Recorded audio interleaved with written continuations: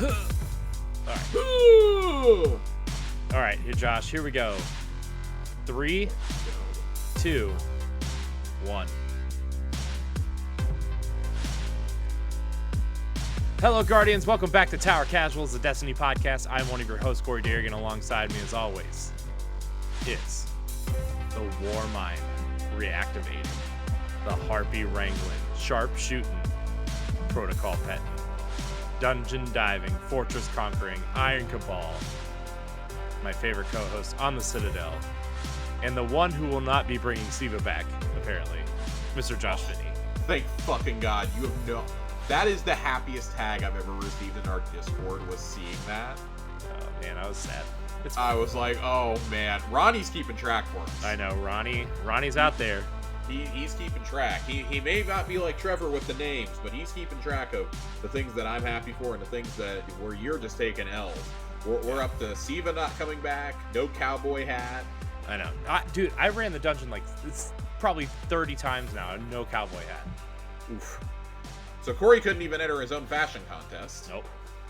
It's fine. It's fine. Guess what? The cowboy gear looks just fine with the helm of Saint 14, okay? Oh my God. Get the fuck out.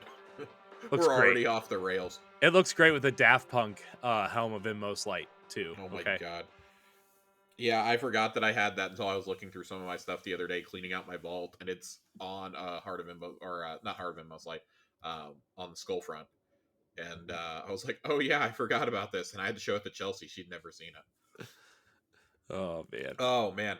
Also, I didn't get the bath towel for Iron Banner either, even though I played like 50 matches. Like, God. Well, you're going to have another chance to get it this next week. I know. Oh, is it next week already? Oh my gosh, next week's February already. And for like the whole next year. Yeah, it's fine. Yeah, it's true. Yeah, I shan't be playing Iron Banner next week because I'm taking a long-awaited and much-needed vacation. Yes. I will be on a plane next Thursday, and I will be in Florida for 5 days, which of course means we are going to get the Strand blog and the Vidoc drop on me while I'm gone, because I leave on a Thursday morning and I come back super late on a Tuesday night. So if both anybody, of those are inevitably going to drop while I'm gone. Yeah, so if anybody in the Discord wants to make Josh feel bad for not being here, hit me up and you can come on the show. There you go. He's not joking either. Yeah. But in all seriousness, Corey and I were talking today. If the Strand blog does happen to drop, they've been dropping these blogs on Tuesdays or Wednesdays. Mm-hmm. If the blog does drop on Tuesday or Wednesday for Strand, we will convene and record that part early at the very least. Mm-hmm. So that I can get that in, and then Corey and whoever comes on will do Schwab and do questions and anything else that may arise. I'm not gonna record early for a Vidoc. I'm not worried about that. It's not like it's a game reveal that I'm missing, but if it is Strand, I will make every effort to be part of the episode in some way. That's simply too big to ignore, and I have to do it before I leave town, though, because if I sit aside to record a podcast at Disney World, I might actually get murdered. Yeah. It's my girlfriend's 30th birthday, and she will actually kill me. She will kill me. I'd say she'd throw you off the top of Splash Mountain, but it's closed. Splash Mountain is no more. It is closed. Yeah. Big Thunder is also closed for maintenance right now, so she can't throw me off that one. So what? The Space Mountain and the Seven Dwarves Mine Ride. She's gonna have to throw me off Seven Dwarfs because my legs cannot fit in Space Mountain anymore. I can't do that since the surgery. My legs don't like to bend that way. Yeah, it's fair. Yeah, I'm old, so my legs don't bend that way either. So yeah, so I will be gone. I've already been informed I am not allowed to bring the Switch on vacation because I declared that I was going to bring the Switch and start Persona 3. Please. Little does she know, the backbone is already packed in my backpack. So I will be playing Persona 3 on vacation while she's asleep. Yeah. Please tell me you're going to go ride Guardians. I am riding Guardians. That is the one thing. We're going with another couple, and that is the one thing that my buddy Josh has said that he wants to do. They got to ride it last fall when they went. They were there on family vacation. He loved it. He says it's the one ride on property he's willing to pay money for. Mm-hmm. So we're going to lightning lane that. We're probably going to cave and do it for Rise of the Resistance also, just because that line is insane. Yeah, well, I mean, that ride is and because great. if I do that, like I don't like having to pay for individual rides, but like If I do that, that means I can just like go jump straight in line for Smuggler's Run first thing in the morning. Mm. Of course, I gotta go have my blue milk. I gotta get my breakfast Ronto wrap. I'm Mm-hmm. having drinks at the cantina. It's gonna be a great day. Friday's gonna be a great day for me. Yes, But I I'm will be quite jealous. offline for 5 or 6 days, and it's gonna feel wonderful. Yeah, I'm quite jealous, Josh. I'm not gonna lie to you. I was jealous of you when you went on your vacation a couple of months ago. I mean, that's fair. You know, that's a fair point, but that doesn't mean No I'm any tropical less storms in the jealous. forecast for me. Yeah, yeah, Ugh, yeah, great. gross. Gross. Oh man, good times. Very, Disney's a very good good time. times. Yeah, it's been a busy week. I'm not gonna say it's been a week. It's been a good week. It's just been a busy week. Had the Microsoft event yesterday. That was a lot of fun. Some of you may Yeah, have Hi-Fi Rush Hi-Fi Rush, man, announced and released. That's different announced and for released on the same Xbox. day. I'd heard whispers of this game at the end of last year. Yeah, I did too. There were some rumors coming out about it, Well, but the last thing I heard was that Tango is working on a non-horror action game yes. that So was we heard not. that Yeah. rumor. I think like in August or September of last year. Mm-hmm. Um, I heard around Thanksgiving time. Oh, well, God, probably before Thanksgiving now. Probably before Halloween, that they were unsure if it was going to be a mobile game, and I just like audibly groaned. I like mobile games, but Xbox really needs games. Yeah. And I was like, oh God. But that's where I first heard the rumors about it being like a spiritual successor to Jet Grind Radio. And anyone who knows me knows that Jet Set Radio, the version that came to Xbox, is one of the most formative games of my youth. Like in terms of just like aesthetic and music and vibes, like that is a very formative game for me. And so to hear that there might be a game similar to that, like had me perking my ears up, and then I heard nothing else. Heard the rumor about Hi-Fi Rush last week that it could potentially be shown here. Nobody had any sort of intel that this game was done and just ready to go. Yeah. Wild. It's got like perfect reviews on Steam. I know, Waiting to see actual reviews on it. I haven't had a chance to dive in. Did you see the CW Flash meme of I did not. Hi-Fi Rush doing the peace sign with Forspoken on the tombstone? Oh no, I didn't see that. That is fucking hilarious though. I know. I did see one like that of Dead Space doing it to Forspoken. Yeah. Yeah, Dead Space getting great reviews too. Yeah, Dead Space is coming out tonight. By the time you listen to this, it'll already be out.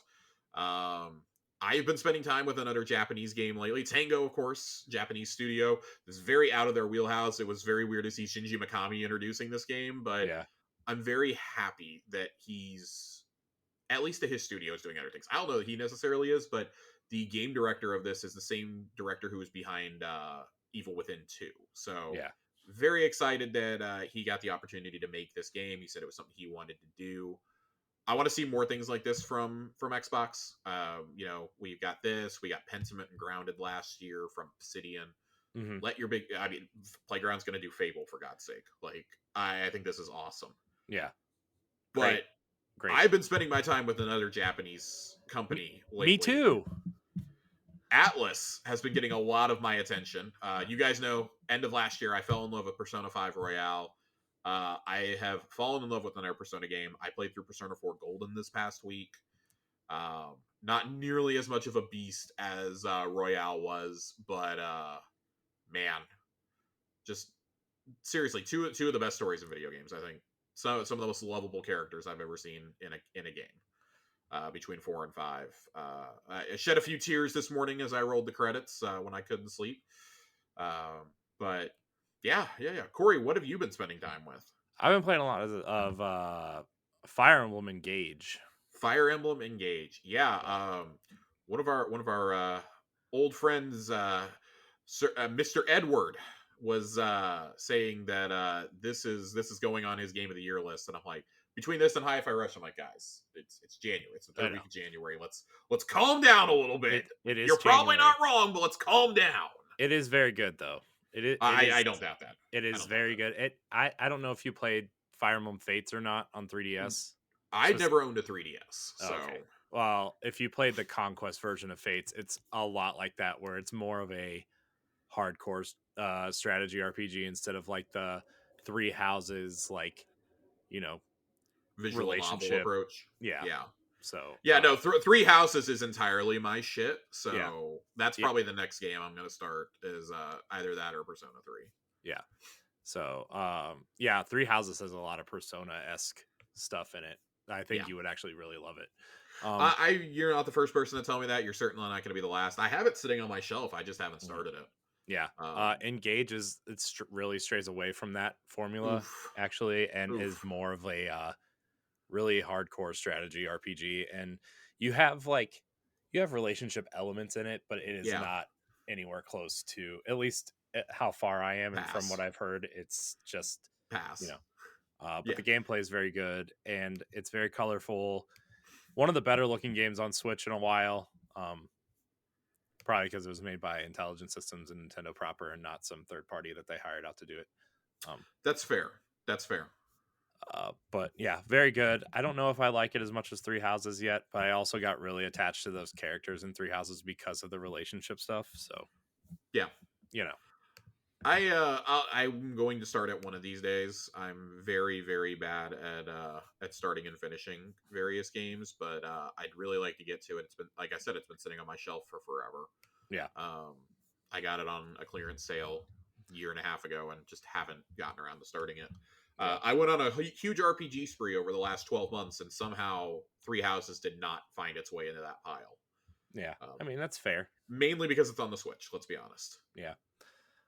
Yeah. So I may have to break my promise of no Switch if I start Three Houses and really like it. But Corey, we are here to talk about another online role-playing game. Yeah. But it's a shooter. It's Destiny. We do a Destiny podcast here. Oh, I thought you were talking about Anthem or no. Oh God, no. Marvel's Avengers or R.I.P. Pour one out for my guy. I know. Marvel's Avengers. Man, what could have been? Yeah. Ugh. It could have been a single player / multiplayer action romp. It could have. For all its faults, I do genuinely still like the Kamala Khan story in it. But no, yeah, the main campaign the story was great. It was fine. It was fine. The story, yeah, and the combat was okay. But yeah, when the combat left a lot to be desired for me. I don't know.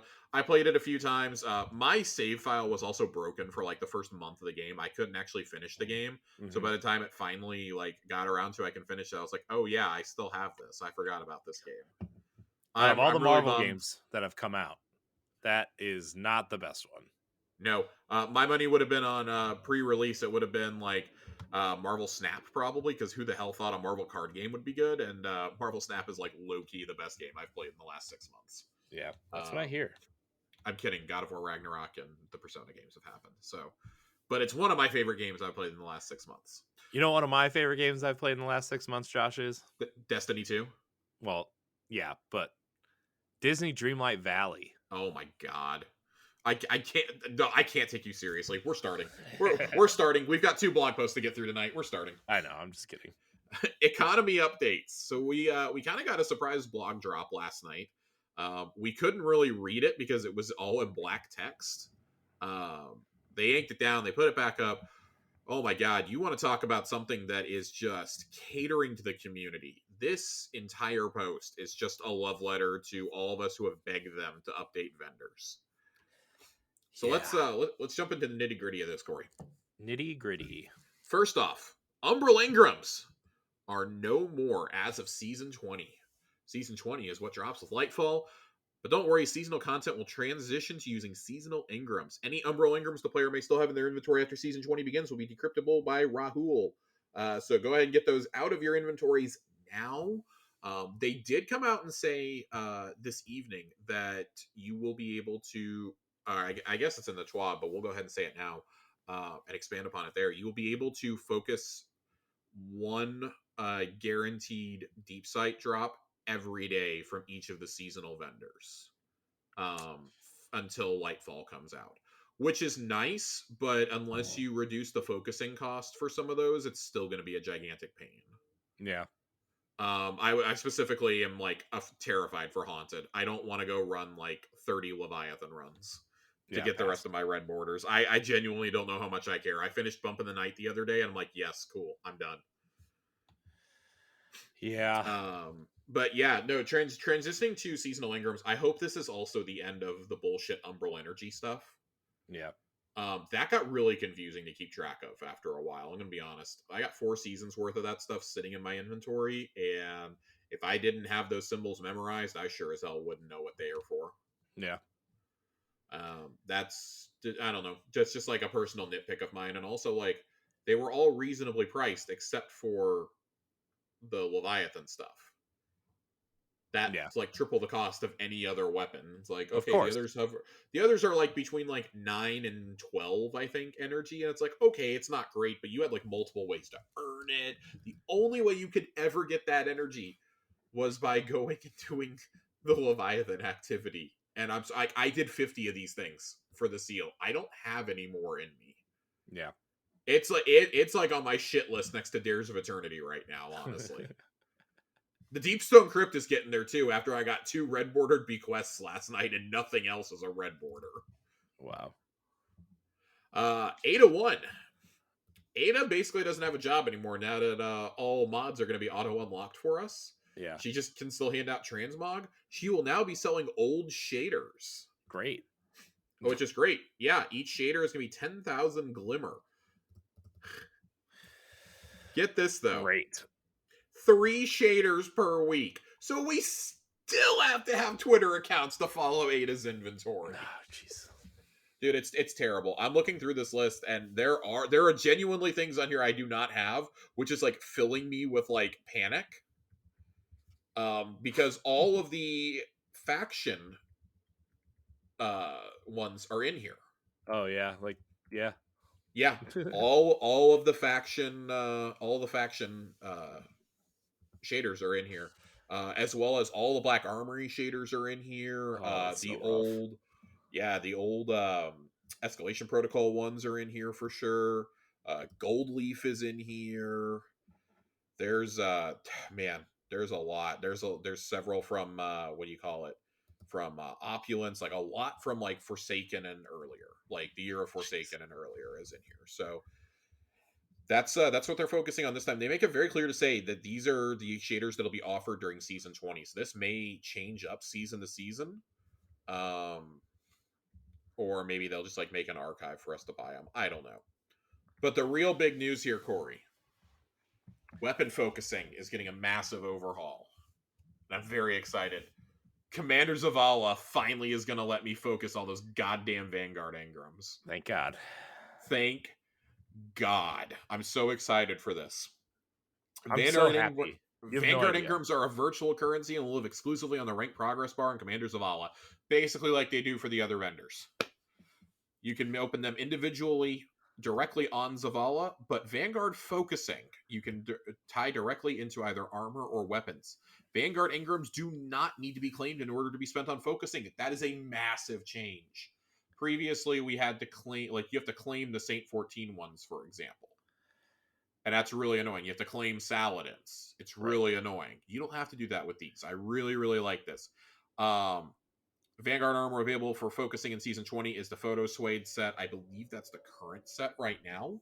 Yeah. And then the weapons you can focus, it's Zavala's entire loot pool. It's Xenoclast 4, Third Axiom, Royal Entry, Empty Vessel, Punching Out for TCMO 11, which I completely forgot existed, by the way. That's a kinetic shotgun, in case you're also wondering what the hell that weapon is. Strident Whistle, Pure Poetry, and Prolonged Engagement, which is this season's awesome Stasis SMG. Highly encouraged to get a good roll on that one. Nice. Brand new Vanguard weapons are drop only for a single season and are available for focusing the following season. So just like old Drifter and the like have had for a while.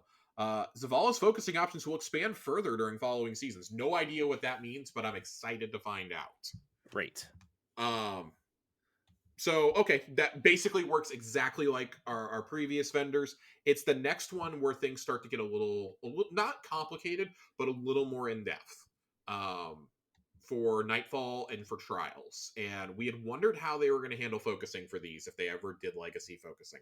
I think they've got a pretty good system that'll be... It's going to take a little bit to get down, but let's talk about the cost. Yes. So Nightfall weapons. Nightfall weapons must have been acquired from Nightfall strikes at least once before becoming available for focusing. Nightfall weapon focusing will cost 1 Vanguard Engram, 20,000 Glimmer, 50,000, or not 50,000, God, 50 legendary shards. I was gonna say 50,000. Jesus Christ. That's more than even I have. 50 legendary shards. Close though. We can all agree, I think, that is a fair cost for an endgame weapon. Oh yeah. I think that's more than fair. You have so many ways of earning Glimmer now that I don't feel bad about things costing 20,000 Glimmer. I do think we need to talk about an increase in the cap for Glimmer, but I don't think 20,000 is bad for an endgame weapon. Right. That you only have to technically get one time before you can focus to your heart's content. Yeah. Nightfall weapons available for focusing in Season 20 will include the Malicious Birthright. That is the kinetic grenade launcher.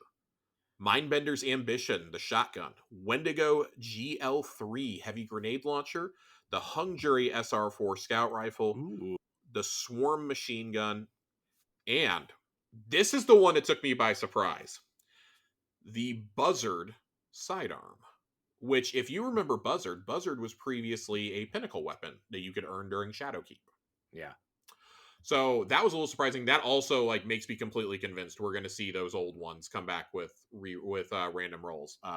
Break next, please, please, Bungie, breakneck.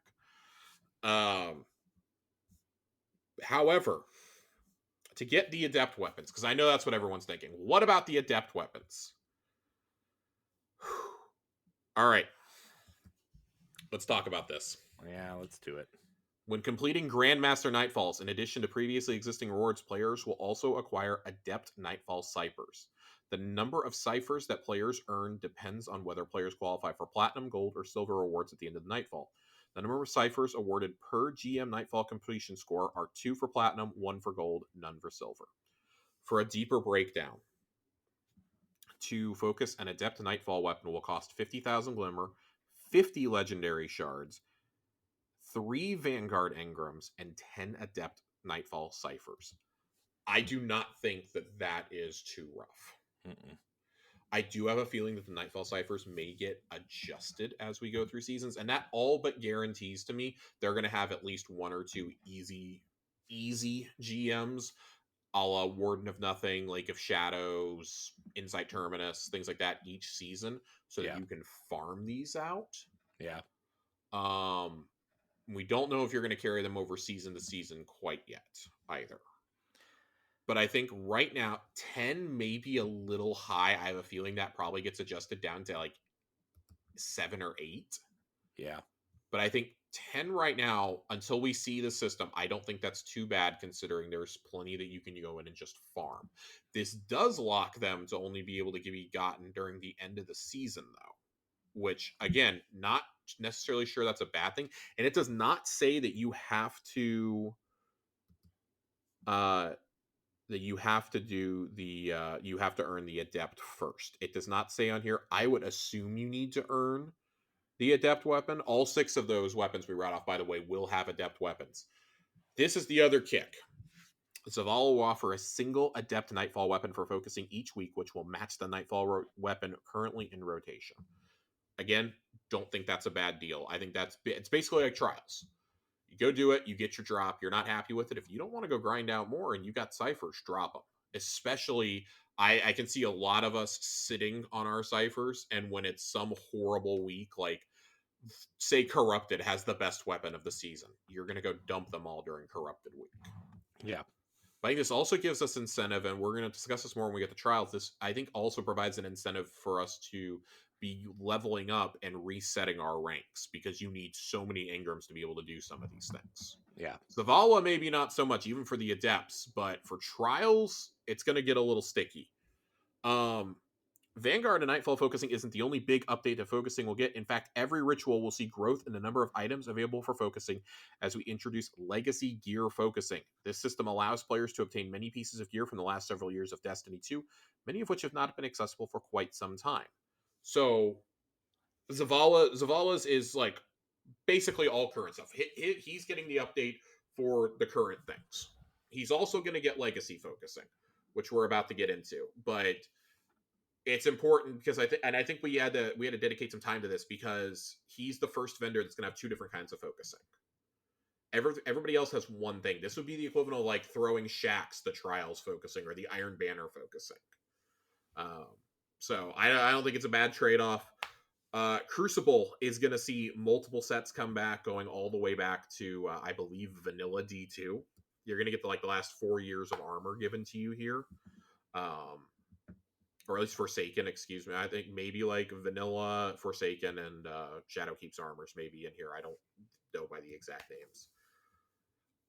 Armor focusing cost. If a player has not acquired a piece of Crucible armor previously, it will cost 3 Crucible Engrams from Lord Shaxx, 50 legendary shards, 10,000 glimmer. If you have acquired a piece of armor previously, 1 engram, 25 legendary shards, 5,000 glimmer.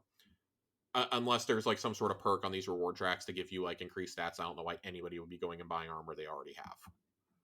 I have no idea. Unless you deleted this stuff way back in the past and you need it for transmog. For some reason, your transmog wasn't showing up. Yeah. Vanguard weapons available for legacy. That's so weird. We're not talking Crucible legacy focusing? Okay. I guess their weapons are already in there. Nightfall weapons available for legacy focusing from the Vanguard will be Plug 1, the Uzum RR4, the Hothead, the Comedian, Duty Bound, Silicon Nermona, DFA, and Horror's Least. Note, the Adept version of legacy weapons will not be available for focusing. Again, another really good trade-off, I think. Mm-hmm. Yeah. Because otherwise, I mean, that's what people would be doing forever. Yeah. Here's where things start getting really expensive. If a player has not acquired the weapon previously, 7 Vanguard Engrams. Jesus Christ. 100 legendary shards, 10,000 glimmer. If a player has acquired the weapon previously, 3 Vanguard Engrams, 25 legendary shards, 25,000 glimmer. I don't know how I feel about these costs. It's in direct contrast or direct correlation with how I feel about Trials focusing.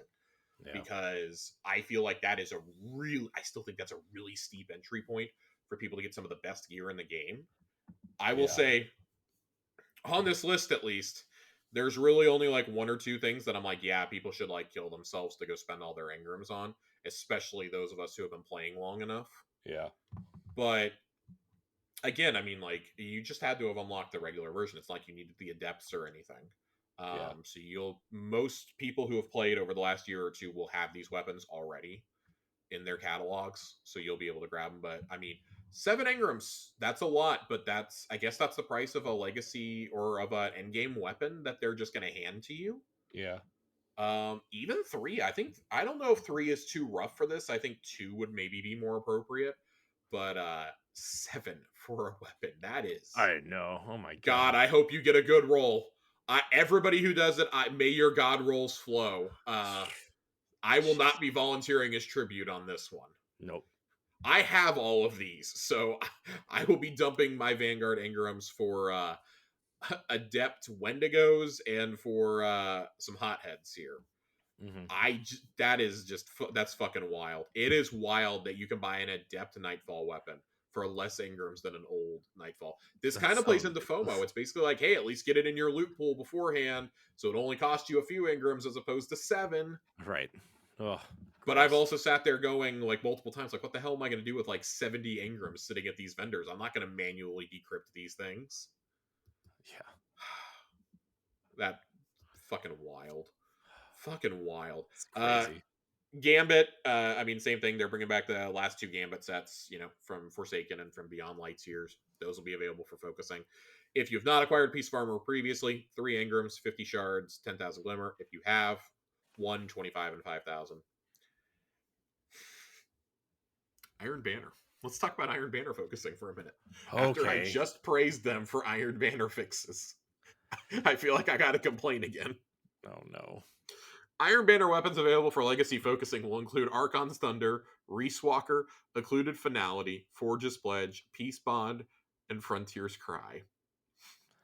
Iron Banner armor includes the Forerunner, Will, Truage, Fellowship, and Remembrance sets.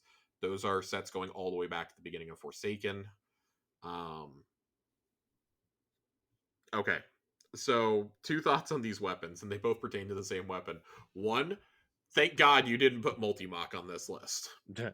2, how the fuck did you not put multi-mock on this list? It's the only weapon anybody still wants, Bungie. Right. God alive. I don't know how to feel about this. I mean, we just had some of those weapons taken out, so like, cool. If you didn't get enough of these drops over the last year and a half, congratulations, they're back. Right. I guess they can't reach too much farther back because they're already recycling those weapons. Yeah. If a player has not acquired a piece of Iron Banner gear previously, and this is any gear, this goes for the old armor sets too. So for those of you who want those for your fashion game, get ready to pay the fuck up. 7 Iron Engrams. Jesus. For a piece of armor. 7 Iron Engrams. Okay. I can't even understand it for weapons. I was gonna say I can understand for weapons. I can't even understand that. This is a mode you want everyone to play. These should be more. These are not in-game weapons. This should be accessible to everyone. This should be like 3-in-1 is what these should cost you. Okay, 3-in-1. Right. I'd even go for like 4-in-2. But 7 of these bad boys. I know. 7 Iron Engrams.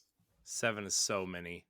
Dude, saying 7 Iron Engrams like over and over makes me feel like I'm in like fucking National Treasure.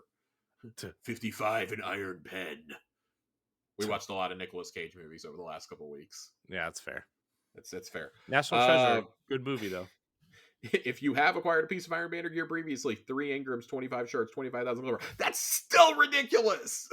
I played when this was out. It's not endgame. It should draw. I mean, if you want to charge me 7 for a piece of gear I don't have, fine. It should be 1 after that because, listen, I played a lot of Iron Banner. I don't need to keep forking over my Engrams to use Saladin. Right. Saladin. Trials of Osiris. God. Weapons available for Legacy focusing at Trials of Osiris will include Shayura's Wrath, Reed's Regret, Aisha's Embrace, Burden of Guilt, and Forgiveness, because, you know, nothing says Trials of Osiris FOMO like rotating weapons out of the pool 6 months after they arrived. Forgiveness literally came into the game last season, and it's already going to be put in the Legacy pool 6 months later. Let that sink in. Same with Burden of Guilt. When it takes like 2 years for other weapons. Like, dude, fucking Aisha's Embrace came in with Witch Queen, and it's already not available anymore. It got taken out, I think, either this season or last season is when Aisha's left. That's wild to me. Meanwhile, Reed's Regret, we basically had for 2 years. They took it out this season, realized, oh shit, linears are still really good with Vice Stinger. Hey guys, you want Reed's Regret again? Cough up 7 fucking Trials Engrams. Right. Trials of Osiris sets available for Legacy focusing include the Pyrithic Ascent, which was the Beyond Light set in Corey. Yeah. After so many years of begging. So many years. The Exile set is back. Yeah. It's back, baby. I can finally get my goddamn chest piece. I will be coughing up 7 Trials Engrams for 1 fucking chest piece. Hey man, you do you, man. I'm gonna save all my Trials Engrams from this season so it just like doesn't affect my mood towards Trials next season. Yeah. I'm gonna stock up like 7 or 8 Trials Engrams the night before Lightfall on my person, and the first thing I'm doing is flying to the tower and buying that goddamn chest piece so I can put it on for the campaign. Of course you are. It's cool though. That's wild though. 7 Engrams is completely asinine, but like I almost get it because it's endgame stuff and they don't want you to just be able to stroll up and buy Trials gear, I guess. But it makes sense. So I like it. It makes sense. It makes sense. Yeah. I want to see if they have it on. Okay, they do have it on here. We'll read it in just a second. But here's the other one that I really like here. Items like shaders, emblems, ghost projections, and other cosmetics players could previously earn in the game will be added to match rewards. This means players who missed out on cosmetic rewards in the past have a chance of receiving rewards like the Carmenica shader or the Red Jack projection at the end of a match. As of Season 20, we will see these Legacy match rewards implemented for Crucible, Vanguard, Gambit, and Iron Banner. Details for Legacy match rewards for Trials of Osiris will come down the road.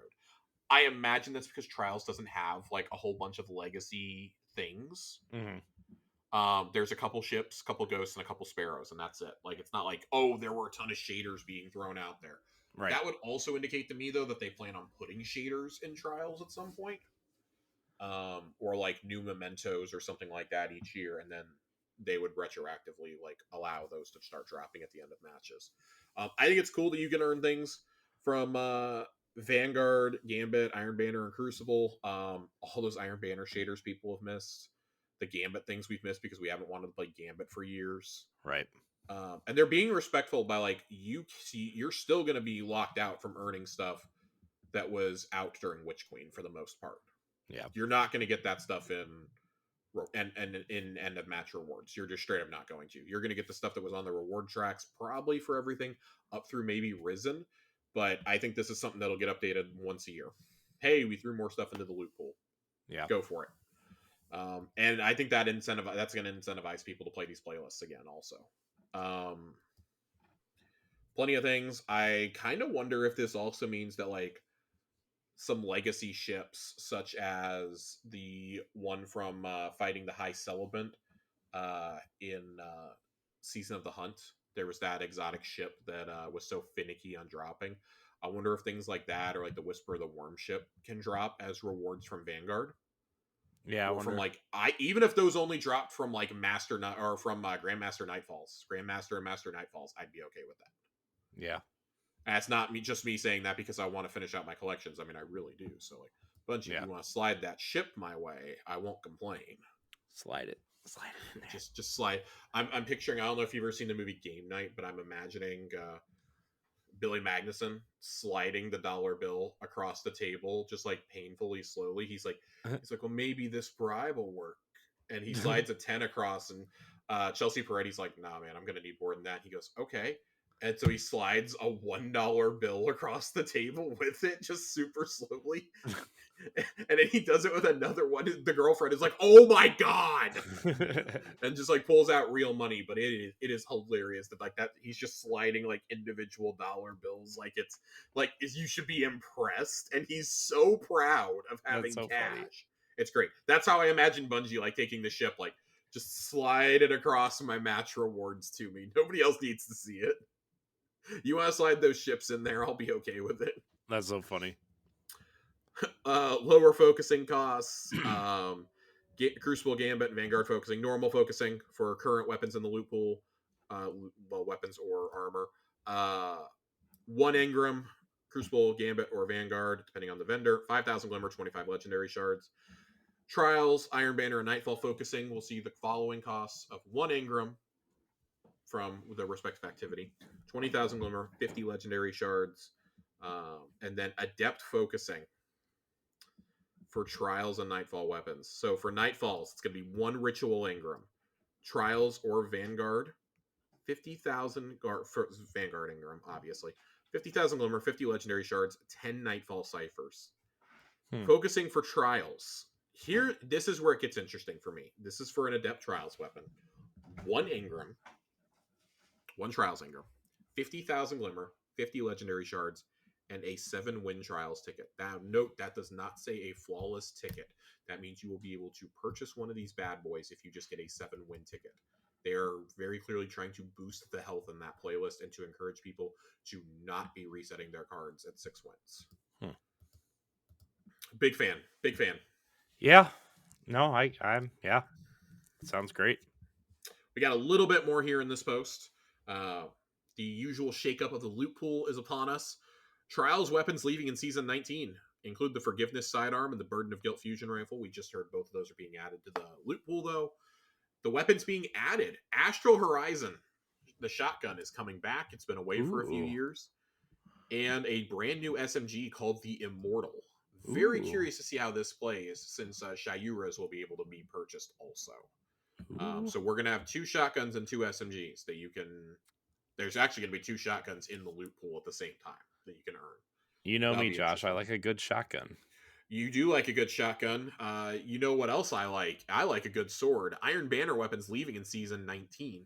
Oh, excuse me. This is in Season 19. So Season 20 actually is beyond this. I take that back. Unless I'm just getting all my seasons mixed up. The Razor's Edge sword and the Frontier's Cry hand cannon are leaving. Yoram's Claw, the Pulse Rifle, and Bite of the Fox Sniper are coming back. Now, if you're like me and you thought Yoram's Claw was a brand new weapon, and you were like, oh, God, that sounds awesome.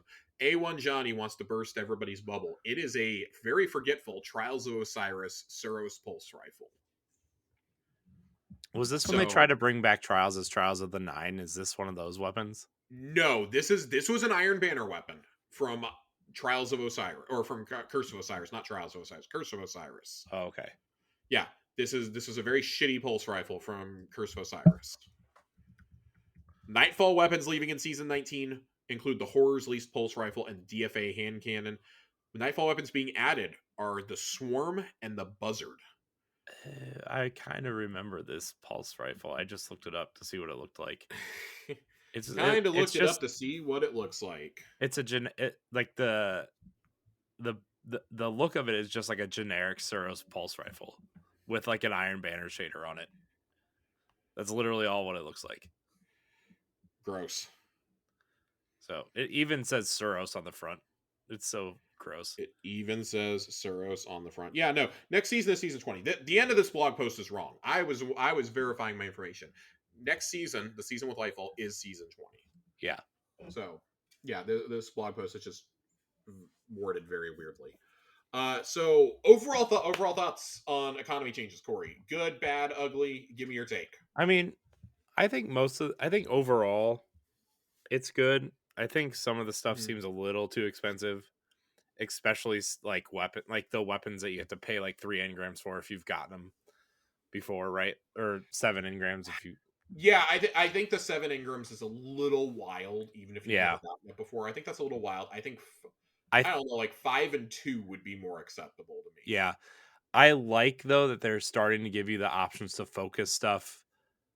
I think the economy needs just adjusted a little bit, but I think they're trending in the right direction because we've been talking about this for a long time, Josh. A long time, like almost 2 years, a long time, and I just think the economy needs adjusted a little bit, but I think they are trending in the right direction. Sure. I want to see how they change it in the next couple seasons because they're going to adjust stuff as Destiny Twitter will complain the entire time. Wow, 7 engrams. Yeah, I think it's a little wild. The Nightfall ciphers, like, considering you have to do Grandmasters, that does bother me. That's 5 Grandmasters minimum to get one more adept weapon. I think that's kind of wild. Not a big fan. I think that's going to be nerfed, even when you consider things like Lake of Shadows. I think that's going to be adjusted pretty quickly. Yeah, it might not be adjusted this coming season, but it almost certainly will be by season 21. Mm-hmm. I really can't imagine anybody being. I think that's an absurd cost. Yeah. Unless you're going to let me pick my perks too, that's a little too much.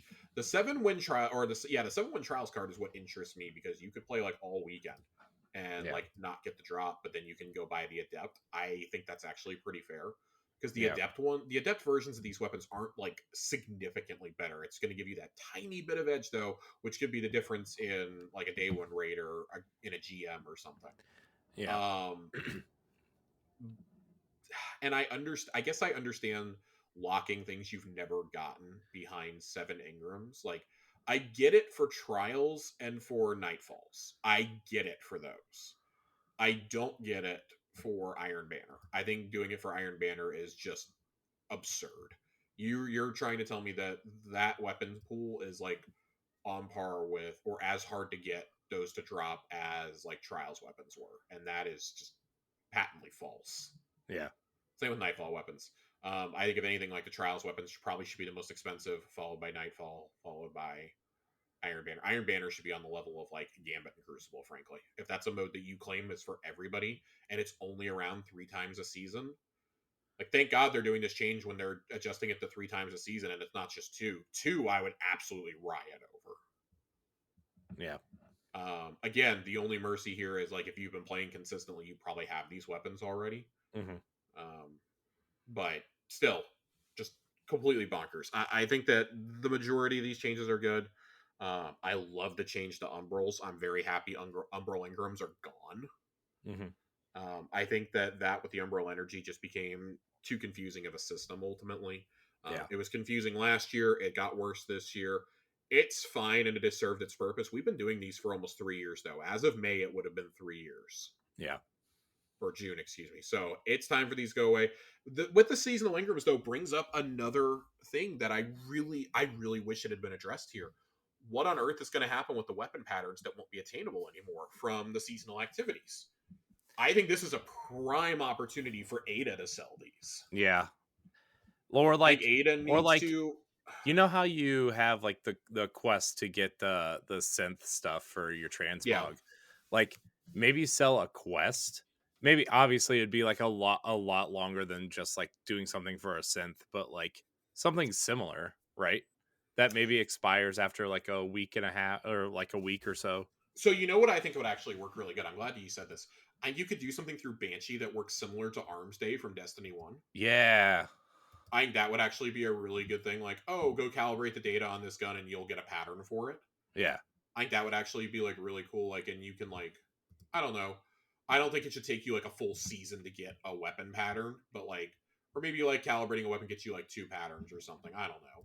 Yeah. But I think that would be like really, I don't know. That would be really nice to see because you're about to have 8 seasons worth of weapons that are unattainable. Like 4 of those seasons were craftable, 4 of those weren't. But even reaching back farther, like we don't have what we basically don't have anything from Season of Arrivals in the loot pool anymore. We've gotten a few things back from we got 2 weapons back from Worthy, but I mean that's a pretty forgetful loot pool. A lot of us have been campaigning to bring back the sundial weapons. Yeah. A lot of us want to see those back. I thought you were gonna stop at Sundial. I was like, I mean, I wouldn't mind the sundial coming back if there was a good story for it. But yeah, I think a lot of us want the sundial loot pool. Of course, Black Armory has been much asked about. We got a good chunk of menagerie. We got 6 menagerie weapons back. Yeah. Or 4 menagerie and 2 Crown of Sorrow weapons.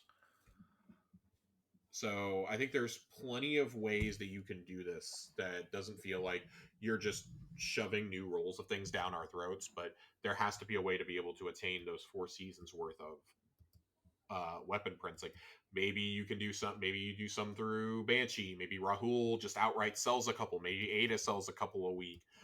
Zer could do a couple a week, but like if you do them through Banshee, you're going to work for them. Yeah. So I don't know. Again, I think that would just be like something else that like you can work on in your spare time or something. Yeah. Just go and do it. It takes you like 5 minutes. Cool. It's just like Arms Day was. Like maybe you do it and you have to turn the gun back into them and like you get one pattern in, you'll get the next one at your post box the following week or something. I don't know. Yeah.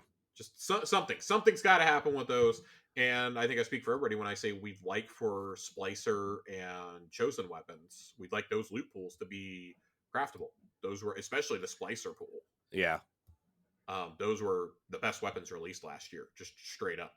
Yeah. I'd like to be able to craft a threaded needle at some point, even though Taipan is so good. Yeah. Like I think there's unique ways you can slap the Cabal perks we had from Risen onto those. Yeah. And then like, you know, the Splicer guns, we could give them some of the same intrinsic origin traits as Plunder had. There's almost certainly going to be another Cabal and Elixir season next year. Yeah. And, I mean, maybe they're saving them for that, but I still think that's a little silly. Yeah. Unless you're just making these like super attainable now, but then it's like, well, what do you do for players who like are unable to play now and like for future acquisition purposes? Like we can't go a whole nother year without knowing what's going to happen with these weapons. We all assume the old weapons we put into a world loot pool, and that didn't happen. Yeah. The world loot pool in this game sucks right now. Yeah, it's not great. Like, if you were to add those weapons into the loot pool, I don't think anybody would argue with you. Like, oh, cool, because those seem to be the ones that drop with red borders and not the stuff I actually want. Right. Yeah, it's not great. It's not great. It's not a great time. Not a great time. You're gonna have a bad time. Have a real bad time. Speaking of bad times, we're gonna move into the TWAB, but Destiny got taken down for the longest time it's ever been down this week. Yeah, I went to log in the other day and I couldn't get in. It was not because of a DDoS attack. It was because of the patch that shipped that, hey, we got rid of blue Engrams, but they revolted. Yeah. The blue Engrams decided to do a day one raid against the Destiny dev team. It was funny. I saw Paul Tassie's tweet that said blue engram strike back. That's basically what it was. It was awful. Yeah, it was pretty funny. Man, not great. I there was a lot that happened there. You guys can read on this, but what happened was the issue was caused when some currently incompatible EDZ and Nessus triumphs were moved from Forsaken into the Archive Triumph section. To make that change, we used a tool that can move player state from one location to another in the player's account. This tool is very powerful but requires careful and cautious handling. Due to a configuration error, we accidentally reran an older state migration process used for the Beyond Light release. As a result, we ended up recopying old data from before Beyond Light into the current configuration, essentially undoing certain aspects of player progression since then. Once we identified the issue that resulted in a loss of player state, we took the game down and rolled back player database while we investigated on how to remove the dangerous change from the build. We constructed a patch for 6.3.0.5 that removed the specific change that was causing the issue, tested it, and deployed it to live. As a result of this fix, all player accounts had to be rolled back to 8:20 a.m. Pacific Standard Time on January 24th. This means any progress made between 8:20 and 11 a.m. was lost, and all purchases refunded. This was a very scary moment as a player to wake up to seeing people. I slept very late that day. I've been a little under the weather. People going, "Oh my god, my stuff is missing." Yeah, And I was like, especially "What?" especially when you've had those reports of players' characters being deleted too. Yeah, and I mean, yeah, Johnny and I talked about that last week, and it's funny because like we laughed off all of that. Like outside of the one case where it was proven to have happened, everything else was a hoax. Yeah. And we were like, "Oh, okay." And I was like, "This is exactly what I get for laughing at that. This is exactly what I get for brushing that off." I go to the Discord just hoping and praying that none of our players were affected, and so many. I don't know if it was Sammy or somebody else said they were missing their curse breaker seal, and just like, oh my god, like hours of progress gone, like missing moments of triumphs they'd been working on. And it was at that point I was like, Joe Asis and I were kind of like, well, yeah, it's probably going to get rolled back. The game will probably get rolled back. We had this instance 2 times a couple of years ago during Season of Dawn. Yeah. Where it was right before we started this show. Actually, it was a couple months before, where upgrade materials, bright dust, and certain quests went missing 2 out of 3 weeks. And those were alarming because they had to roll the game back both times to figure out what the hell was going on. And then nothing like that happened again for a few years. Yeah. I've seen a lot of people say like, "Oh, well, this is just the doomsdayers, the bad faith brigade are out in full force on Twitter right now." The bad faith brigade. They're screaming up a storm, going, "Oh, well, of course this was going to happen. Didn't you see Iron Banner last time?" It's like, okay, my guy, like, listen.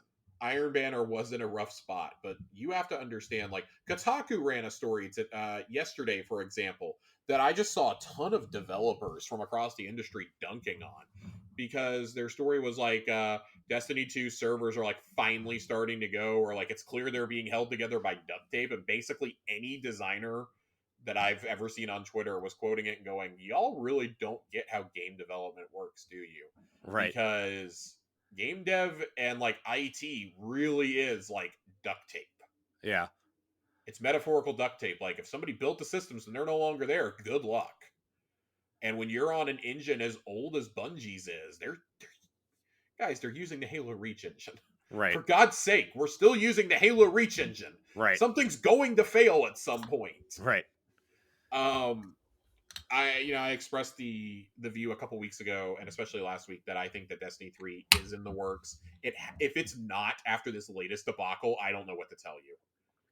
Like, I really hope that I mean, it has to be, right? I mean, it has to be. by the Go ahead. time Final Shape comes out and ends, right? Like theoretically, at the end of that cycle, that engine. And granted, we know they've made a few upgrades here and there, right, to make, but it's still like spaghetti strapped together. Oh, right? it's spaghetti code. Yeah. So, like, man, that engine's going to be 15 years old at that point, like, or probably 20 because they were probably working on it during Halo 3's development, essentially, right? To build Reach. So, like, Yeah, man, yes. I don't know if it was built then or during ODST, but it was built around that time. So I mean, yeah, you're gonna be talking to like 16 years worth of an engine at least. yeah. So, it's time, and at that point, at that point, I feel like a nice clean cut reset, not only to get new players in, but just overall, just Yeah. like if we're going to a different, a different galaxy or a different system or something, and like, the end of the Light and Dark saga, like if the light isn't following us, or, you know, it'll give us a chance to explore maybe some new powers mixed with some old powers. It'll be a good reset to actually maybe do what they've maybe intended to do all along, right? Too. So I think, as much as I'm attached to my characters and my quests and my weapons and everything, maybe some of that stuff carries over, maybe it doesn't. I don't know how they're going to work that in, but like, I think it's time for a clean cut somewhere. So I'm gonna offer this up to you. So presumably, whatever the next game is going to use the same API. Yeah. I think if you use the same API, that makes it really easy to carry player progress over and carry like our vaults over this time around. I Yeah, could but see if they're them using a doing. new engine, remember when they were saying like every time they design an old weapon for Destiny 2, it's basically redesigning the weapon. I understand that. That's what I'm going to get to. I think they build a new iteration of this engine. Like they don't build on top of the same one, but they take like the core of this engine and use that like as the next upgrade. They're going to continue to use internal tools for Destiny. They're Yeah. not going to suddenly make the switch to Unreal 5 or something. As beautiful as that would look, that would require them remaking the entire game, and that would take. We're talking like 4 or 5 years Yeah. of remaking the game in Unreal 5 Maybe that's what and their to get everything PvP over. team's doing. Man, if that's what the fucking PvP team is working on, I'm gonna scream. Um, we know they're working on something, and like it's a matter of time until we figure out what Goliath really is. I expect we forget the first hints of what's beyond the final shape at some point this year. Maybe at like Sony's big showcase or something, we get the first tease of what's coming next. I mean, we have I to, right? I mean, like, I don't think we have to. I I'm going to be I totally clear. I don't think we have to. I kind of think we need to know, like, kind of like a direction they're going. Maybe not like story spoilers or anything, but like, you and I have had this conversation. Does the story end with the Final Shape campaign, or does it end with the seasons after, or do they split it in two? Like, So we've had that I discussion. do think we'll have an answer. We'll have an answer on that by the end of August. We'll have an answer on that by the end of August. They're going to have to address that. Um, but I think regardless of what happens, they know that as a live service game, you can't stop putting out content. That's how you get players to drop off, like they did in between uh, Taken King and Rise of Iron, when there was no major content drop. There was just the April update, right? Yeah, it's funny. Um, It's funny you say that because I was going through archiving my old Destiny show just mhm. because I don't really want to lose things. I'm starting to archive stuff, Right. and it was funny because that episode, the spring update, it said the battle. I forget exactly what it was titled, but it was like, in the battle between the Division and Destiny 2 spring update, Dark Souls wins or something, because Dark Souls 3 I think had come out at that point. Yeah. Yeah. That was the title. So, man, that show. The other thing that I would like to point out is if they bring all that over, because let's face it, they cannot go back to a state of, well, we're gonna erase everything, even if it's starting with a new guardian. Like I'll be honest, if I have to start over again just to earn the same shit, in some cases like Hung Jury for the fourth time, Oh God. I shan't be playing. I will cease involvement with playing with the franchise. I have no desire to start another character. I don't want to go back to. I don't want different subclasses. Subclasses are finally in an amazing place. Yeah. I want you to keep building on what we have. I don't want to go back to square one again. Yeah. I have no desire to do that. I like what we have. I like what the game has built. You want to do things in the future? Cool. Continue to do like technology like Strand. Yeah. in that instance. I don't think we need more powers necessarily, but I think like gear would be welcome. Like another gear based class could be really cool. Yeah. Um, and I don't want to talk anymore about a Destiny 3, but I do think like it's becoming increasingly clear with the issues that they've had of late. You're gonna have to do something. Like the game is limping along. That's not the reason why this stuff happened, but you get an understanding of like the spaghetti code kind of behind it with this post. Right. So armchair game development moment. I'd really like for them to work on, if they have not already done it, and I'm pretty sure they're working on it, because we're getting new iterations of the current engine. I think that's like things they can deploy now without massive overchange and overhaul. Mm-hmm.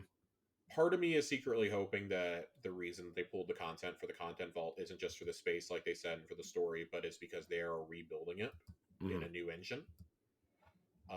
And that they will be ready to, like, that maybe they can migrate what they've been doing for the last couple of years into it very easily. Yeah.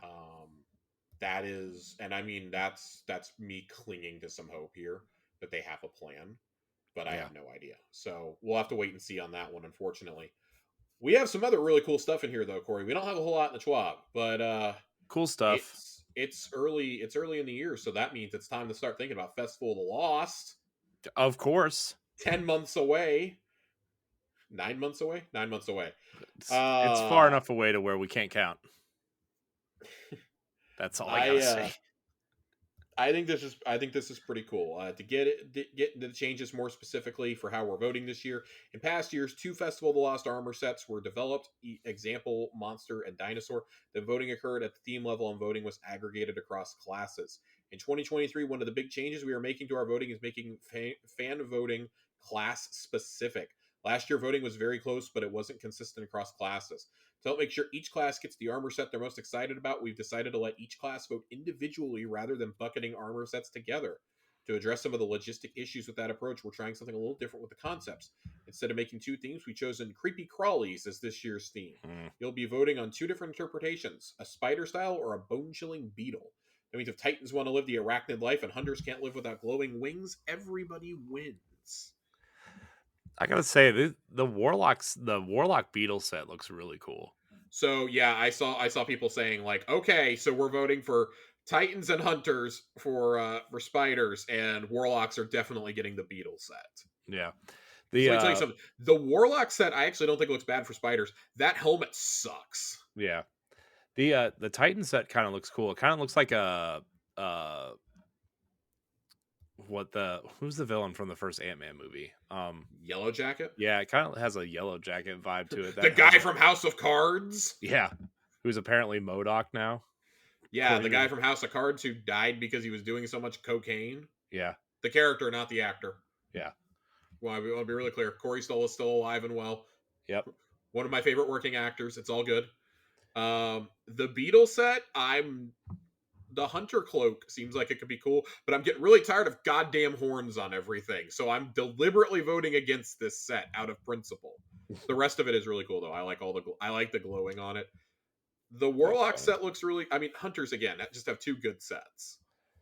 The Titan Beetle set sucks. Yeah, I'm not surprised though. The Titan sets always are bad. It kind of blows. I told A1 Johnny that I'm gonna vote for the Beetle set deliberately for Titans though. Yeah. Just because I want to sabotage it. How you vote is changing a little bit. As an example, if you sign up for emails via your Bungie account, you'll receive an email allowing you to vote for your primary class. If you're a Hunter main, you'll receive a Hunter email. We know a lot of you play more than one class, and others haven't been able to receive our emails for one reason or another. If you're in one of those groups, we have a solution for you. We have a separate voting link where you'll submit your votes for your secondary class or primary if you didn't get email. These votes will be blended into the same pool as the others. These are draft concepts. We don't plan on changing them. We reserve the right to do so. We're saying this because if our art team comes up with an awesome way to make them even cooler, we want the flexibility to make those changes. They're masters of their craft, and we want to leave them the space to do what they do best. These, I mean, honestly, like I may say like, oh, the Titan set doesn't look as good. I think all 6 of these genuinely look pretty decent across the board. Yeah, I mean, it's definitely better than we've seen Titans sets, or like the Monster set, for example, did not look great last year. It didn't look great the year before either. All 6 of these are genuinely, like, I think they're actually good. Obviously, Team Spider-Man, they look better, but yeah, the Hunter's better when Team The, Spider. the All I'm saying only is I want those legs as my cloak. the only thing I can say is that the only set that looks really ugly is the Titan Beetle set is the worst one by far to me. Man, it's funny because like I think like some of those pieces would go really good with the Reaper armor that we got in Haunted. If you got those season pass ornaments, I think those would look really good. Yeah, but why don't you That just use the Warlock Reaper helmet armor? takes the fucking cake for me though. Which That takes the fucking cake as like the worst thing, the Spider Warlock helmet. like with the That is 5 the eyes on it. individual worst piece of armor here. The Titan Spider helmet is a little goofy too. It looks like you're like smiling. It's a little goofy. It's a little derpy. I mean, I actually think the Titan helmet on the Spider looks okay. I think it's. But I didn't also, say it looked bad. I just said it looks derpy. yeah. But also, like, when you live as a Titan, all your helmets are ugly. So when you get one that That's looks true. halfway decent, you gotta. You could rock that with the Daft Punk helmet, though. I could, you know. You're giving me ideas here. Or Loreley. Loreley would look really good with that too, probably. Yeah, maybe. Some upcoming content changes. Just really, really easy stuff. Really quick things here, which I'm excited to talk about. This first point. We're gonna talk about this first point. We referenced it earlier, but weekly deep sight, red border weapon focusing from the exo frame at the helm will be adjusted to daily availability for the remainder of the season to help players craft those final weapons before Lightfall arrives. This will also apply to vendors offering guaranteed deep sight weapon focusing from season 16 to 18. So that is, for those keeping track at home, that is Season of the Risen, Haunted, Plunder, and Seraph. You'll be able to do these for all of them. Again, I think they're all mostly fair outside of Haunted. I think Haunted is still absolutely absurd. 27. 27 of those bad boys. Dealer, I saw what you told me earlier when you were like, hey man, that's only like an hour a day of grinding. Let me tell you something. I'm not spending an hour a day on the Leviathan for the next 3 weeks. I'm not. I don't have that many podcasts to listen to. And there's only so many Genesis albums a man can listen to while he's playing Destiny. Okay? I can't do it. I can't do it. Teenagers in Japan need my help. That's yeah. Iron Banner reputation gains kick in on Tuesday as well. Increase the base rep earned each match. Increased multiplier contribution from wearing Iron Banner armor and from equipping the emblem. Go earn the chainmail shader if you haven't already. Seriously, it is one of the coolest shaders they've ever done. Yeah. I'm really glad I killed myself to get it last time because when I was like, oh crap, it's only twice this season. Of course, they're going to do the other season when I go on vacation. And lo and behold, they are. So instead of having to kill myself on Tuesday and Wednesday nights, and possibly very early Thursday before my flight, I now can just relax, knowing that I played an ungodly amount of Iron Banner last time around. Yeah. Season of the Seraph is ending soon. Soon. With Season of the Seraph and Year 5 ending on February 28th, and now is a great time to redeem any Bungie rewards retiring at the end of the season. There is a full list on the Bungie rewards page, and the final triumphs and seals you have to wrap up before the end of the season.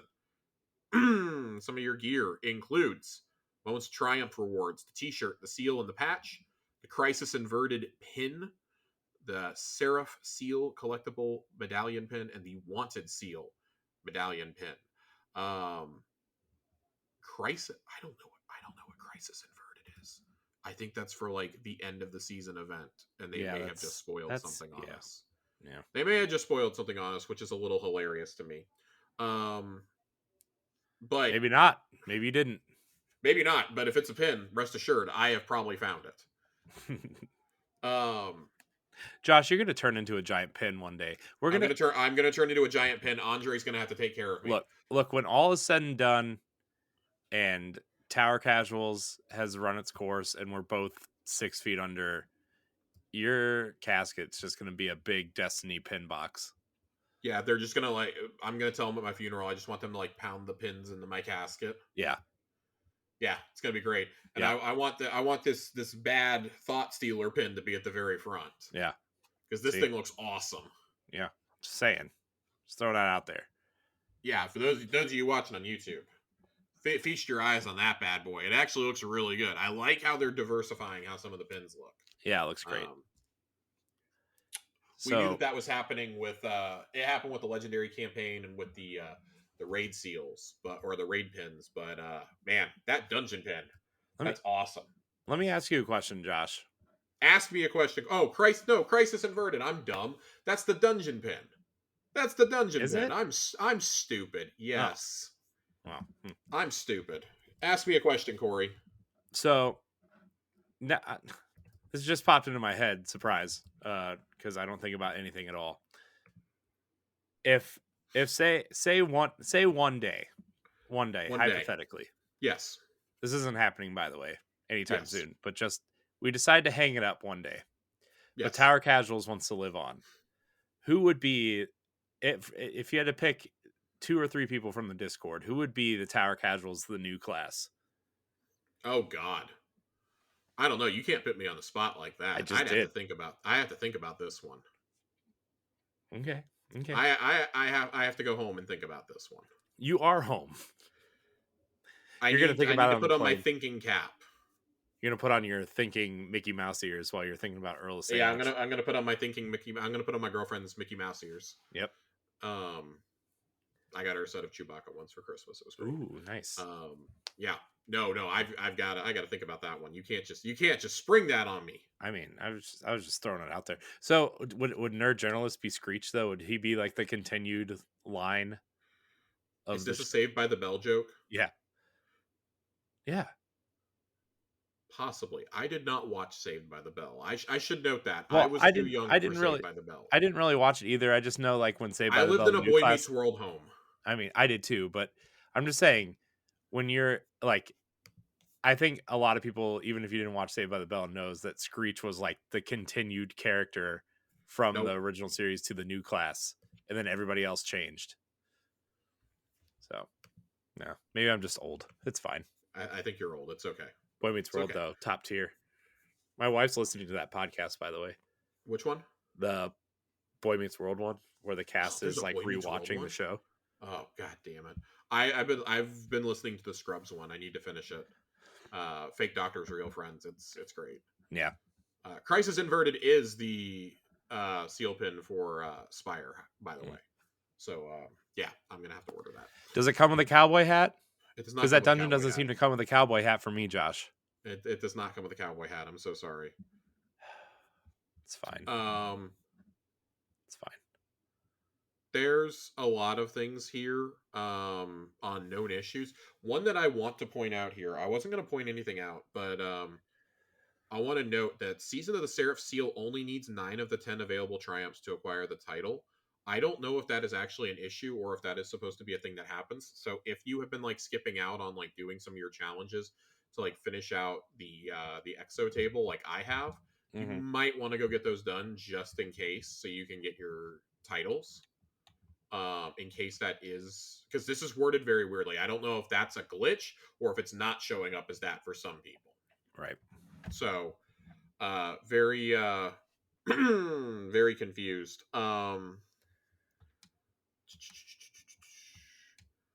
Many weapon crafting quests and triumphs are not progressing. That's wonderful to know. Great. Yeah, right. We are aware of an issue causing next artifact unlock to incorrectly display 0 out of 1 instead of expected XP progress. Visual only issue, and players are still able to earn the additional artifact unlocks by earning XP. But yeah, that should be it. I think that's gonna do it for this TWAB. Naturally, they're gonna throw out Strand stuff long gone next week, so you guys enjoy that for me. Naturally, you know. Naturally. Corey. Yeah. Let's do some questions. We got a couple questions tonight. We don't have a whole lot, but we've got 3 or 4 of them. Yep. Let's do it. Question time. Pull up ye old questions for us. Ye old questions, they say. Ye old questions. Yeehaw questions. Whoa. Joasis writes in and Joasis asks, what are Zavala, Ikora, and Saint 14 running in trials? Oh, God. So I've given this some thought. Nova Bomb. Yeah, Ikora's absolutely running. She's absolutely running Slova Bomb. Yeah, she's running around. She's running around with the best shoddy she can find. The best slug. Yep. She's running around with a heritage. She's been grinding out some Deep Stone Crypt. Saint is absolutely running the helm of Saint 14, and he's throwing up barricades everywhere as a Void Titan. This man's an absolute menace to society. Yep. Zavala is absolutely a Striker Titan, though. That man is thunder crashing. You see him load in, and everyone's like, "Oh, hey, look, it's Zavala. We can beat up on him." He's still wearing armor from Destiny 1, and then he just like whips out Curse of the Falling Star, and you're like, "Oh no." Yeah, no, that man is absolutely thunder crashing. I guess. I would have thought he would have been running Bubble. No, he's running Thunder Crash. We already saw the lightning going through his fists when he was ready to throw down with Kaido. It's true. My man is gonna There's no way he was not gonna do a point blank yeet right there. He's absolutely yeeting. He's yeeting. He's deleting, and he's happy about it. He's running some awful auto rifle out there. Yeah, what's the one that he is still using? Origin Story. Yeah, Origin Story. God. Yeah, sorry, sunsetted weapon. You can't use it here. Get my man a nice Chroma Rush or a Sweet Sorrow or something. No, he's gonna use what was the one from Risen? Sweet Sorrow? Was that the one from Season of the Risen? Yeah. Kaido gave it to him after they Rhino fucked on the table. Oh no, then he's definitely running Peace of Mind because he's an absolute menace to society. He's running a Pulse. It's terrible. It's all awful here. I hate it, Corey. Who was the last character? Who else? Zavala, Ikora, and Saint 14. Oh, Saint 14, man, he's running Telesto. He's crazy. Oh God, no, he can't do that. He has to have Perfect Paradox. Yeah. He can't run double specials. It's fair. It's fair. He's running like that in a sidearm. He has no long game at all. He only has short game. Yeah. He could just run 2 shotguns. He could run a kinetic shotgun and a special shotgun. Get the fuck out. Okay. Dealer asks, if Finn was to be nicknamed, what would it be? Are we having another nick call for nicknames here?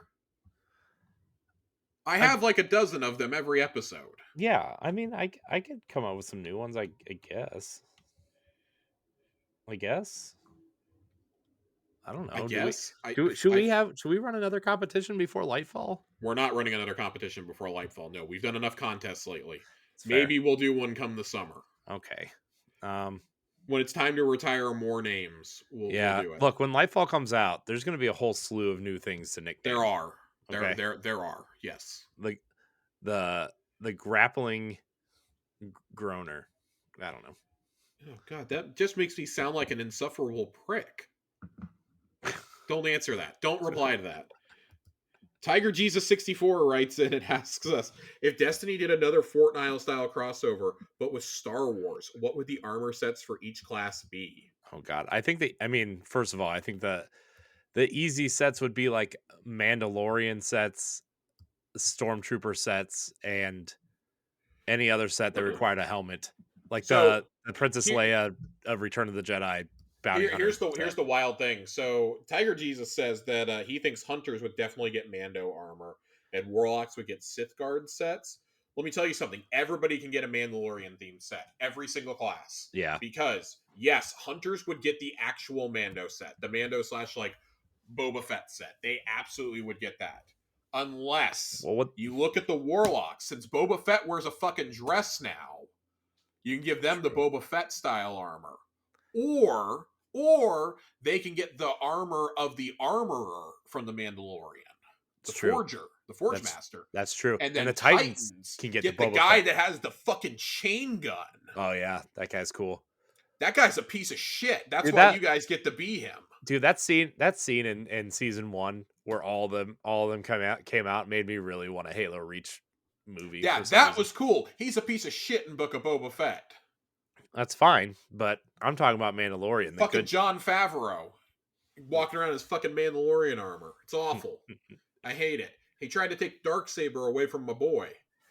I feel like Mando armor is the easy answer here, but you could also, I think you could do like Jedi and Sith sets for everybody. Yeah, I just feel like the Mandalorian armor, like not the Mandalorian, but just like a Mandalorian style armor would be the easiest to apply. No, Hunters are full. If Hunters are getting the chrome helmet and everything, fuck y'all. I mean, if you want, we're the Hunters. Fuck y'all. Yeah. Well, We get the cool shit. No, I think that the Titan set would be really cool if they gave you all the chain gun that just like it's like locked in place or something like War Machine style. Yeah, like the That would way be that you really have cool. the shield with the Assassin's Creed set. Ugh. Don't remind me that that exists. I'm Hey, it still upset exists. about this. I'm still very upset about that. I'm not happy. Yeah. But yeah, no. That I think a Mando crossover would be the smartest, or like a bounty hunters set even. Mm-hmm. I just don't know what you do for Titans at that point. Yeah. Like Warlocks, you can still figure something out, but Titans, I think, would be really hard to do. Like you're gonna have to give them a buff Mando. Yeah. Spinny writes in and go, well, oh, so I should actually add this. Joasis says he feels like Stormtrooper or Titans would get Stormtrooper armor. God. Can we Uh, at least get the no, never mind. Titans could be Wookiees. No. No. No. Okay, confirmed. Corey does not have a cowboy hat, and he does not want to be a Wookiee. No, look, I'm gonna be a Wookiee whenever that Ubisoft Division Star Wars game comes out, if it ever does. Oh, dude, it's gonna be so bad. It's gonna be so bad. I'm just telling you. I don't I like Are you ready to go sink 300 fast travel points, Corey? yeah. Because it's gonna happen. I like Ubisoft games. I like Assassin's Creed and stuff like that. I actually really like the You're a Division. scourge. You're a blight on humanity. I know. I'm the problem, everybody. You are the problem. You are why we are where we are with Ubisoft. You're just mad that your save was corrupted and you couldn't finish the game. Yes, I am. It's been over 2 years. I'm still upset. Maybe if you buy that Shaxx armor, they'll fix it for you. I hate you. Spinny writes in, what are some of the new weapon perks you guys would like to see in Lightfall? Personally, I want more stasis perks. I want perks that are gonna like synergize with the verbiage in subclass 3.0 more. Mm-hmm. I don't think we have enough of them yet. I know they're updating some of the exotics. I'd like to see overall like weapon verbiage updated for that also. Yeah, I don't know what some of those look like. We already have we already have void, arc, and solar explosions. Obviously, we have stasis shattering. I don't know what else I'd really want to see. I mean, maybe like something that like passively deals fire damage or like blight damage or something like that. I think would be really cool for both solar and void. Maybe like when something is jolted, they take a little bit of they're taking a little bit of like ticking damage, and then when you actually activate Volt Shot is when they take like a big lightning strike. yeah. Things like that I would like to see, but I want to see more synergy. I want to see more reasons for me to build into my respective subclass with my loadouts. Yeah. This I think this came up in our Discord the other day. Maybe it was a couple weeks ago. I'm not sure. It was actually a question that maybe you and Johnny answered last week. I'm not 100% sure, but so you know how you go to Ikora to like kind of upgrade your light subclasses now, and you know you kind of buy them and then you meditate. I do know that. I'm intimately familiar with it. Do you think they're gonna change that for stasis?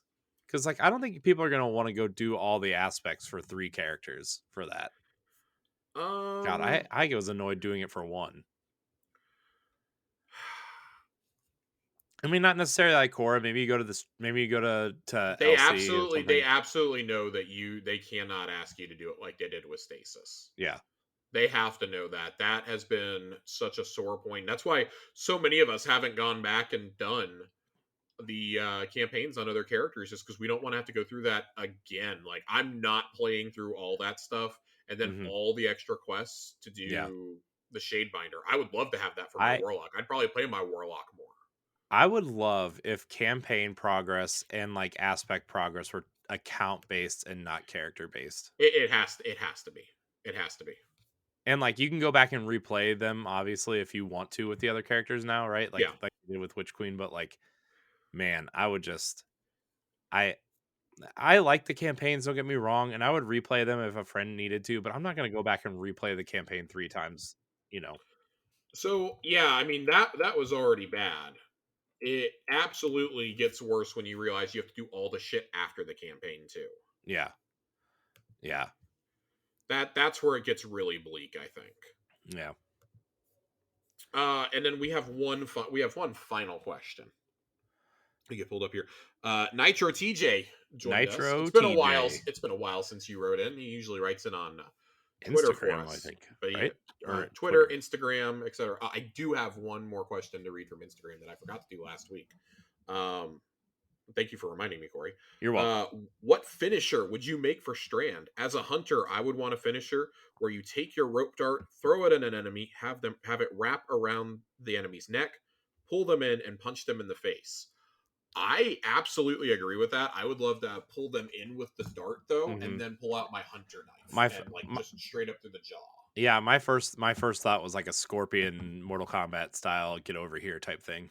That was literally my first thought. Um, Obviously probably less violent because, well, it's Destiny and not It's Mortal rated Kombat. T for teen. Yeah, but yeah, I mean, like, you know, a Titan you could shield bash them in the face once you pull them over, or like you said, a hunter knife, or even a warlock staff up through the face. That'd be cool. Yeah, I think the warlock one, a warlock one would be really cool if they like cast Threadweaver or whatever it is Yeah, at the ground, and like you saw something move, and then like just strands came and like pulled the enemy down or like pulled it apart. Even I yeah, know this isn't like a fatality, but like I don't know, like when they go to pull it, the enemy just disintegrates. That would right. be cool. Yeah. Um, the Titan one, I would actually love to see.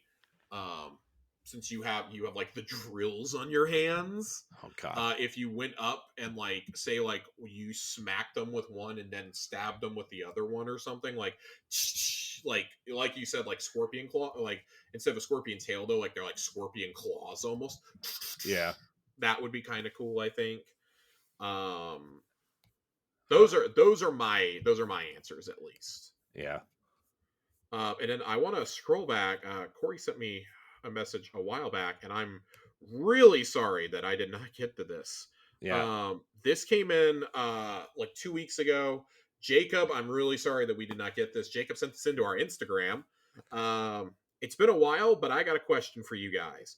I'm not totally sure if it's been said what's happening to the current seasonal red borders once Lightfall comes out. That being said, if they are somehow available in Lightfall, how would you like the system to work? Bounties, kiosks being sold at Banshee, or whatever else you can think of. We did inadvertently answer your question during the show. We did. We did, but just as a recap, I think that it should work kind of like Arms Day did in Destiny 1. Mm-hmm. And I think that it would be fine if Xur outright sold like 4 different red borders each week, and you could buy like one of each. Yeah. I think a system like that would work. You should never be buying a weapon from Xur that does not come with a red border at this point. There's so much in the pool they can pull from for him. Everything should be able to be a red border, and he should sell the Dares of Eternity stuff also. I saw, I think it was Ronnie and a few others kicking around the idea. What if we put it in? What if we put the old seasonal weapons with red borders into Dares of Eternity just to shake up the Dares loot pool?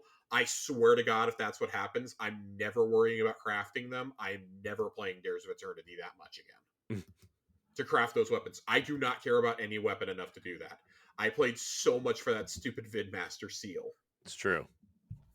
But Jacob, thank you for writing in. I'm so sorry that we took so long to answer your question. It completely slipped my mind last week with Corey being gone and trying to play in the show that I completely forgot to answer you. But we appreciate you writing in. Yeah. Sorry, Again. I should probably do a better job of checking Instagram messages. I don't really check Instagram all that much because I use a third party app to send our social media stuff out, and I don't really check the Instagram messages. So sorry. But It also is. join the It is Discord. all good. Also, join the Discord. Well, before we get out of here, Corey, I have a lore corner for us. Lore corners have been really slow this year. I know part of that's due to the API. Also, the lore this season is like genuinely like kind of discombobulated. A lot of it is Rasputin's thoughts. Very little of it like actually is like stuff that we can like disseminate and like discuss now. Yeah. But we are going to read one of those pieces today. I'm going to save a couple of the others just so like we can have at least one a week leading up to Lightfall. God, we're going to have like 3, maybe 4 episodes after this week Yeah. until Lightfall. That's so crazy. 32 that's days of this recording. 32 days as of this recording. Yeah, we will have 4 more shows after today between now and Lightfall. Well, and I will be here for 3 of them. So I have enough material to do 3 lore corners Great. for sure. we're gonna do one that I think is actually gonna be pretty important to the end of the season or to the beginning of next season. Now that we have the fresh speculation that we're gonna be back in the Dreaming City breaking the curse next season. Uh, Fool me 3 times, you're not getting me a 4th time, Bungie. Nah. Uh, just kidding, they're totally gonna get it. This comes from this season's exotic, the Manticore. Across the Ooh. Ascendant Plane in the theater of the mind, a queen and a war god do battle. Within their arena, elocation becomes a spear and conviction a shield. You are small minded, stabs the war god. Short sighted, you value life over victory.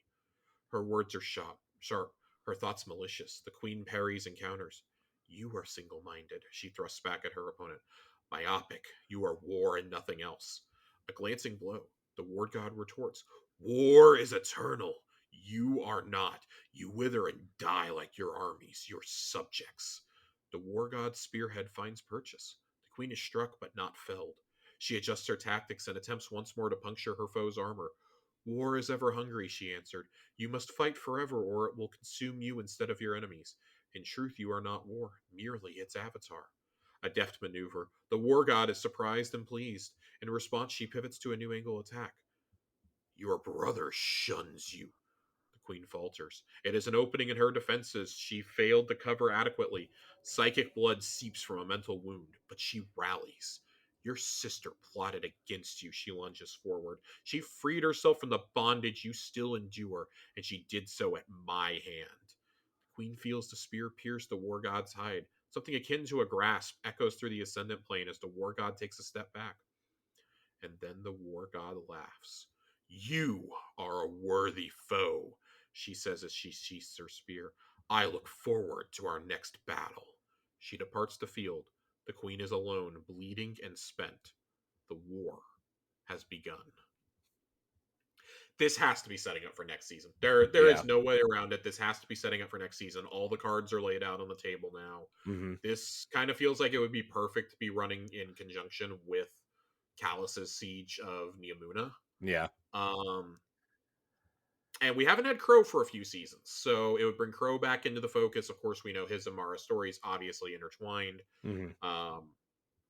It makes sense that Zivu Arath would also be it. I find it interesting that they do mention Savathun here.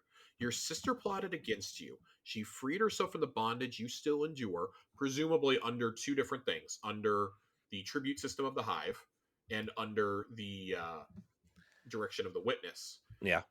And then she did so at my hand. Basically, she only got out of it because Mara killed her to do it. That's the only reason Savathun got freed from any of this, is because Mara killed her. Yeah. And that's how Savathun, got her ghost and everything too. Yep. I find it interesting also when you're reading these books, Zivu Arath's words are in all caps. In every lore entry where she speaks, it's all caps. She like yelling? She like I screaming? imagine it's more like a boom because she's the god of war. Yeah, it's true. I'm intensely curious to see if we get a look at Zivu Arath in one of the upcoming Vidocs.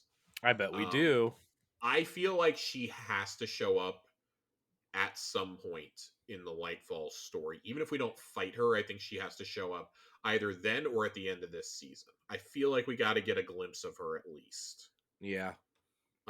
She is the last of the siblings, the last of the Hive gods, really. And we know, I feel, well, we don't know, but I feel like the Hive's story probably finishes up with the final shape. They're so closely intertwined with the meaning of the darkness. I feel Them like and it Taken. has to, right? Especially if they're introducing like I think it would be silly for Zivu Arath to like live through everything unless they let her live through everything just for her to be the raid boss or to be a raid boss.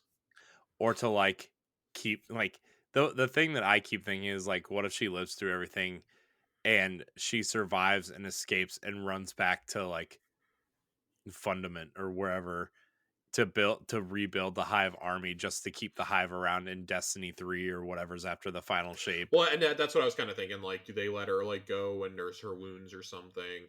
I truly think that may be what Savathun is being saved for. Like when she comes back, like she allies with us reluctantly now, Yeah. and then we still have to take her down. Yeah. Zivu, I feel, has to be taken out at some point coming up. I still maintain that I think that she's going to be a raid boss in like a mid. I don't even know if she'll be a mid-level boss in the Witnesses raid, but if you're going to take down the Witness in a raid, it would Yeah. make sense that she's like the halfway boss. Yeah. That's the other thing too. It like for the final shape, we'll presumably get 2 raids, right? 2 new raids, I'm assuming, because all Yeah. the old raids will be back. So do you take Zuvu Wrath out in one and then the Witness out in the final one? No, I feel like the Witness has to be tied to the expansion. There's no way. It's going to be an Oryx situation. I know they've tried to avoid that. You got to have an Oryx situation where like, oh, you beat him in the campaign, but you got to go kill him for real Yeah. now. Just so like everybody gets that I don't know, resolution regardless. Just like I have a feeling that Callus dies in the campaign of Lightfall. I think we take him down, and then the boss of Lightfall's raid is something completely different, like Rolk. We all Yeah. thought that Savathun was going to be the boss of the raid, and then it was Rolk, and it would have been so easy just to say like, "Oh, Imaru res Savathun." Yeah. It would have been so easy. I'm so happy they didn't go that route. She's still around though, so you're gonna have to take her out at some point, whether it's a dungeon or a raid. You got to take her and Zivu down. Yeah.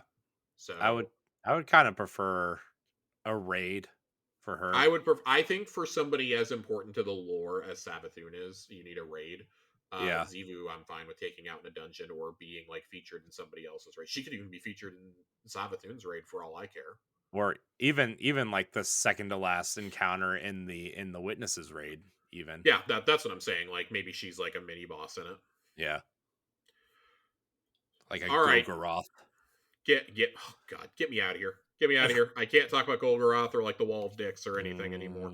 Get me The out of here. Wall of Dicks. Speaking of Wall of Dicks, I want to thank everybody for watching and or listening to this episode of Jesus Tower Casuals. Christ. You can follow us on Twitter and Instagram and all the social media platforms at Tower Casuals. Join the Discord if you want to ask questions, enter contests, all that stuff. Join the Discord. The link is in the show notes, all that stuff. Josh, as always, thank you for your time tonight. I appreciate you. I appreciate you. Where can we find you? Twitter at Josh_Finn 2 N's. Lots of Complaining Persona about talk and anguish over the Mavs season. Yeah, I was gonna say complaining about the Mavericks. Oh god, dude, they're about to fucking play, and I'm just terrified. I know. I have it queued up right now on Hulu. So, um, you can find me at I am Corey HD on Twitter and Instagram. Follow us, join us. The clan is open also, so if you are looking for a clan, join the Tower Casuals clan. It's a good time. I want to thank everybody for watching and or listening, and until next time, we love you. Goodbye.